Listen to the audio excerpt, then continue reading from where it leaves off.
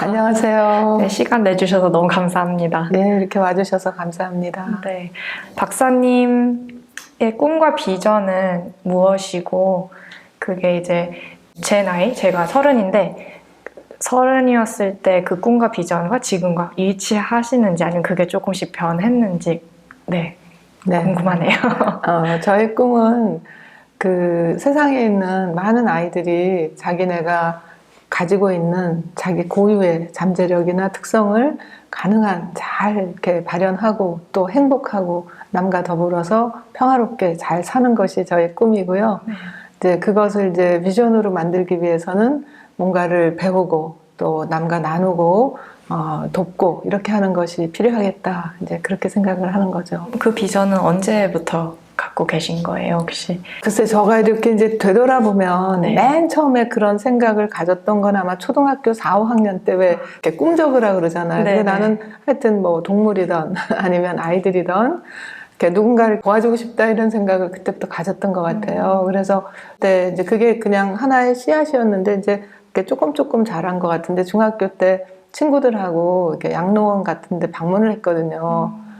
그런데 그때 당시는 정말 그 양로원이라는 곳이 너무나 열악한 상황이었어요. 막 춥고 먹을 것도 없고 이제 그런 곳에 가면서 이분들을 어떻게 좀 더 잘 도와줄 수가 있을까 이제 막연히 그런 생각을 했고 고등학교는 다행히 저희 학교가 공부 학업에만 치중을 하질 않고 이런 봉사라든지 어떤 뭐 활동에 굉장히 격려해주고 그런 시간을 줬거든요. 네. 그래서 매주 토요일에는 방과 후에 동네 지역 아이들 중에서 엄마 아빠가 맞벌이 하거나 아니면 돌볼 수 없는 그런 상황에서 그냥 토요일에 그냥 방치된 아이들이 있잖아요. 그래서 그런 아이들한테 사랑의 학교라는 그런 우리가 이름을 적어가지고 이제 학년별로 나이별로 유치원부터 초등학교까지 같이 놀아주고 공부 가르쳐주고 이제 그런 거를 고1 때부터 했었어요.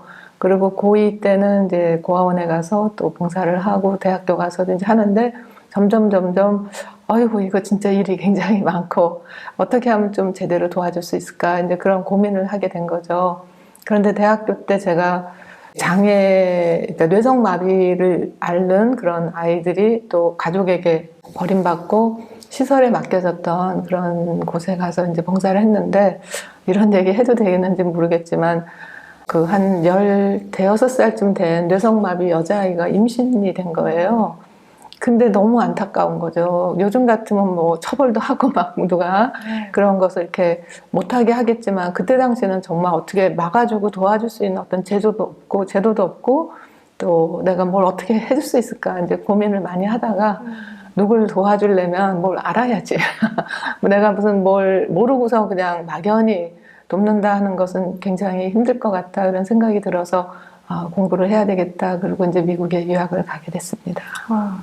굉장히 어렸을 때부터 그런 마음을 갖고 계셨네요. 글쎄 말이에요. 그게 어디서 왔는지는 모르겠는데 네. 그리고 그냥 우연히 제가 고등학교 때 도서실에서 그렇게 책을 보다가 어디서 어떤 문맥에서 본지 모르겠는데 눈에 딱 들어오는 어떤 시가 있었어요. 시인지 기도인지 뭐 모르겠는데 하여튼 프란치스코 성인이 쓴 평화를 뭐 구하는 기도인가 하여튼 그걸 보는데 한 줄 한 줄이 정말 나한테 이거 정말 너무 좋다. 진짜 평화를 만드는 사람이 되면 너무너무 진짜 좋겠다. 마음에 뭔가가 이렇게 빛같이 이렇게 딱 이거다. 울림이 있으셨군요. 사실은 네. 그때는 이런 꿈 자체가 좀 부끄러웠어요.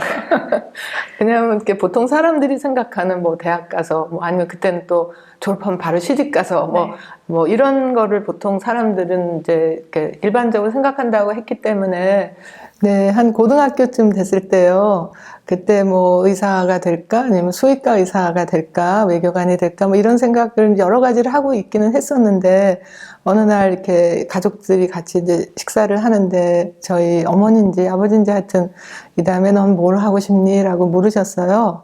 그래서 그냥 제가 그냥 이렇게 탁 나온 말이 뭐 자선사업가 무슨 하여튼 사회사업가 뭐 이런 거를 하고 싶다 이랬는데 평소에는 제가 어떤 얘기를 해도 이렇게 그냥 즐겁게 이렇게 잘 들어주시던 우리 아버지께서 그냥 이렇게 조금 심각한 그런 표정으로 글쎄 내가 본 바로는 그 자선사업이라는 게 그게 참 쉬운 게 아니고 아마 성인이거나 아니면 좀 위선자이거나 이 두 부류의 사람들이 있는 거를 봤는데 그냥 그까지만 말씀을 하시더라고요. 근데 제가 속으로 아이고 나는 성인의 경지는 이제 도저히 못할 텐데 그렇다고 해서 또 이제 위선자 같이 살고 싶지는 않고 아 이거는 좀 어려운 일인가 보다 이렇게 생각을 했는데 나중에 이제 돌이켜 보니까 우리가 그때 전쟁 후에 여러 구호물자들이 들어오고 또 여러 자선단체 이런 데서 일하는 사람들 중에는 물론 훌륭하신 분도 많았지만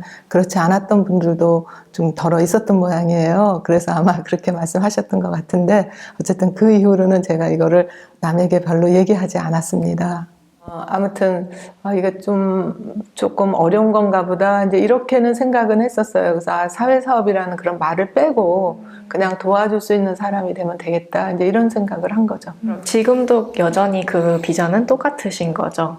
네. 네. 그게 너무 다행인 거가 그 저희 남편하고 만났을 때 그 첫 데이트 때 어떻게 우연히 그때 뭐라 그랬냐면 은퇴하면 뭐 하실 거예요 그러는 거예요. 그래서 그때 나도 모르게 사실 그런 질문을 아무한테도 받아본 적이 없었거든요. 근데 그래서 나 이제 이런 아이들 이렇게 돕고 싶다 그랬더니 저희 남편도 이제 그게 자기 꿈이다 그래가지고 같은 꿈을 가졌다는 것만도 굉장히 힘을 얻은 거예요.